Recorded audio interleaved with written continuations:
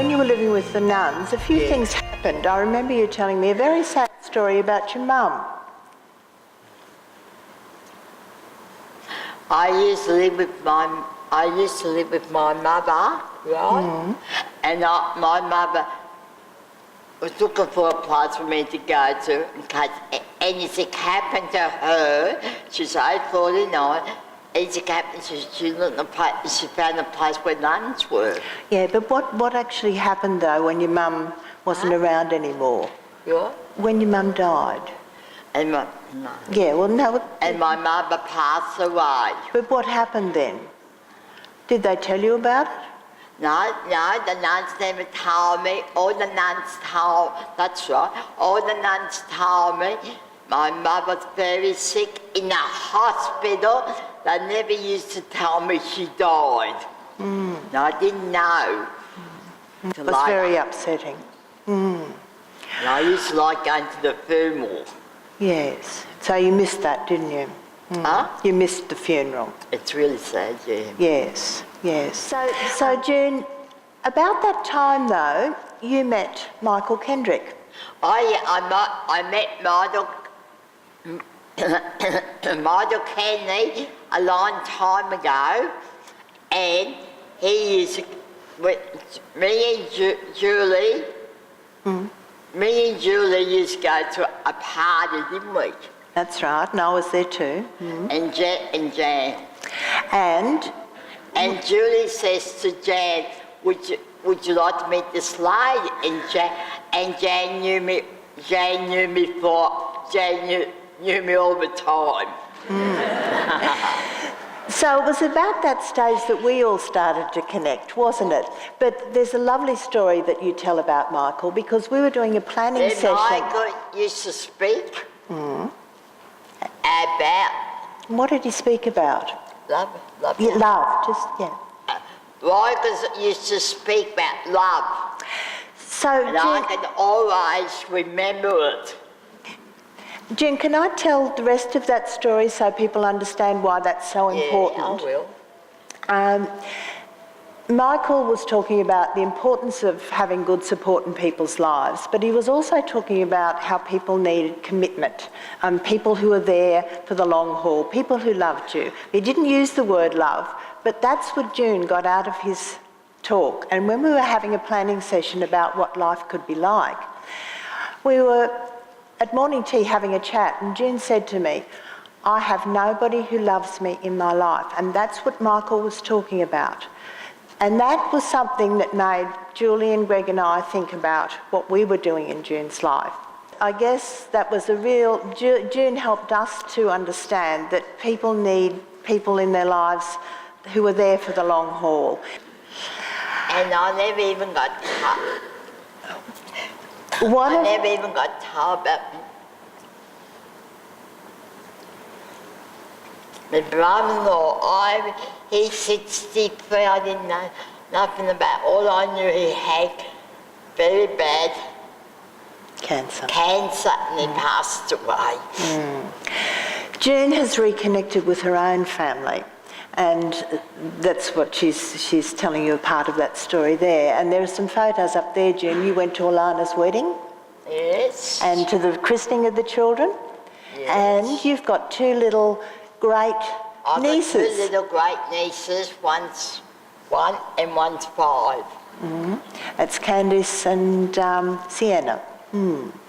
So there was a wonderful story that's connected with this conference that June might like to tell about your uncle, Uncle Roy. Oh yes, next Tuesday, my uncle's been looking everywhere for me, and I'm going to see him next Tuesday at 10 o'clock. Can I continue that story? And tonight, I've been seeing Robin's sister. Yes. From here. From Melbourne. From Melbourne. Yes. The story behind June meeting with her uncle is 94, and he lost contact with June when she left the institution.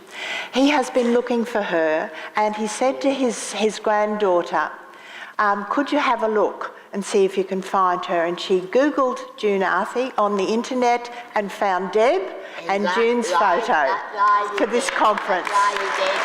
Yeah.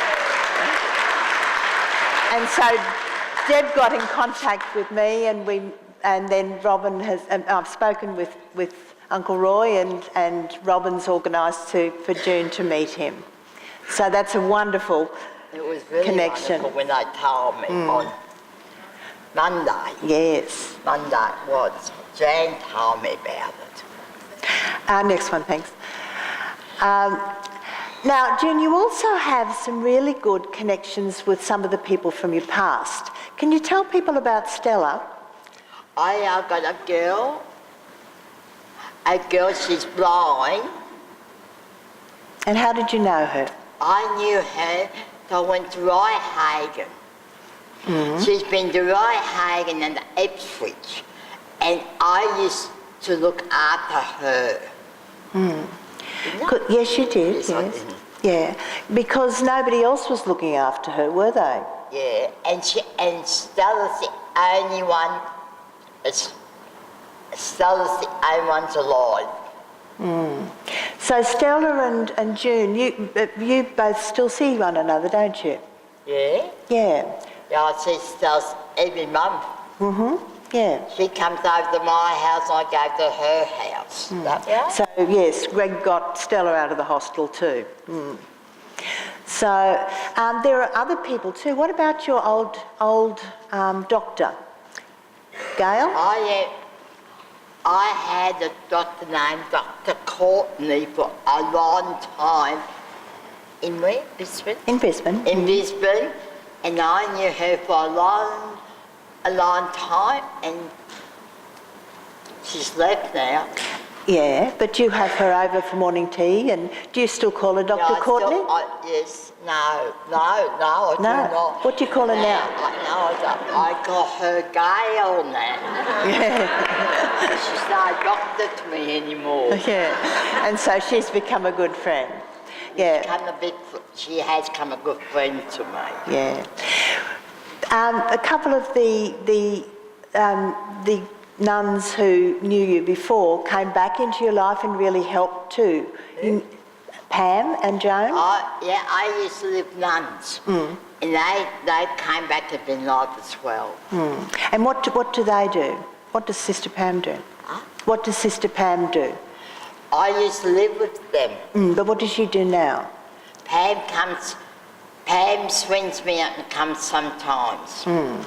And she's been to Melbourne, now she's in Brisbane again. And you also have some connection with some of the workers who've worked with you but have left for various reasons. People might be interested if you tell the story of Amelia. Yeah. Amelia used to be one of my parents. She had to leave because she's got two gorgeous babies. Sometimes she comes to see me, sometimes she drives on the bus. And she has Thursday and Friday off. And Amelia just had you over for the first birthday party, didn't she? Yeah, Amelia brought me to her two twins' birthday party. They were 1 year old. There's also a photo of you that was taken only a couple of weeks ago with Tracy's baby. Tracy? Oh, you know, we went to see Tracy. Tracy came to my house. Tracy came with a new baby to see me. That's gorgeous. Yeah, and that photo in the corner is of the baby with June just after the baby's been born. But one of my carers taught me to see them. That's right, you visited her in the hospital. And I'm trying to see. Taught me to see, and we saw the baby. It's gorgeous. And I was awful really because I used to nurse them. I took a nurse on all the time, didn't I? Yes. But one of the really lovely things was when you returned home, because do you remember what Rosemary organised with the church? with Father coming down? Yeah. Yeah. Yeah. Can you tell people And what about that? When Father, they used to bring me to they used to come to my house and they used to give me, I couldn't make it to Mass, and they used to bring me people that used to give me communion at my house. People yes. from the church. So they arranged that for the 6 weeks that June couldn't come to church. They came to her, which was a lovely way of showing that you were really missed.